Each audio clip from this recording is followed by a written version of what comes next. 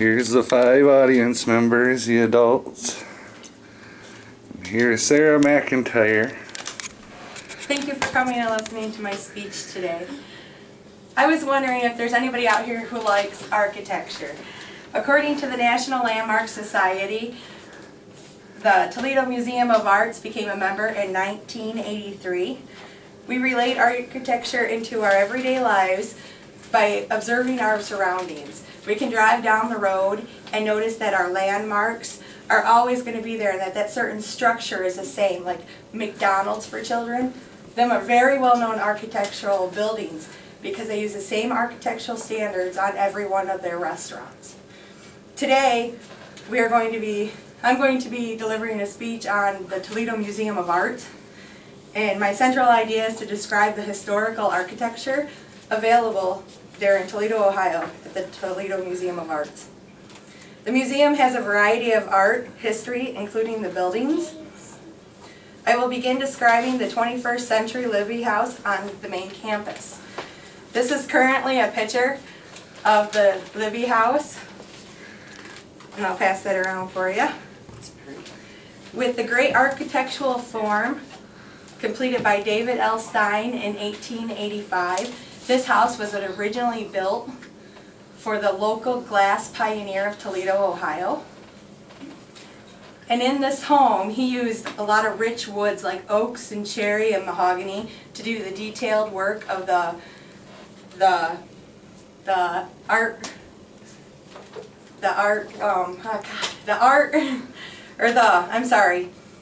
woodworking of the house. He used the rich woods of oak, cherry, and mahogany. And this is also accompanied with the stained lead glass windows that he provided for the home. Now this home became a national landmark in 1983 due to the amount of contributions that Mr. Libby gave to the community. He donated enough property for the University of Toledo and the Toledo Museum of Arts. Whereas the main museum follows the ancient Greek architecture, and this building, which I have a picture here to pass around, the form is low profile and it has stone pillars from floor to ceiling all along the front entrance. And this has a Greek facade, and it's followed by a decorative frieze, which is, with the decorative frieze, it's a leaf that's prominent in the Greek arc throughout history. The east and west entrances are embellished marble staircases that lead into an enormous walkway into a huge sculptural garden. And the sculptural garden houses 28 different mythological creatures. Now next, I have the Glass Pavilion, which is right across the street. The Glass Pavilion is a uniquely designed building, and it was designed by a Japanese firm called Sane. It's based in Japan. Now this glass postmodern structure is almost entirely made of glass, and the walls are an 8-foot by 13-foot sheet of glass that weighs up to 1,500 pounds. Now there is a metal framing to this structure and a metal roof, but the majority of the walls are all see-through. Your entrances and exits are all glass doors that you can walk in and out of and see through. It's really neat. Now each room will possess a squarish style, but it's an asymmetrical plan with rounded corners and a very low profile to each room.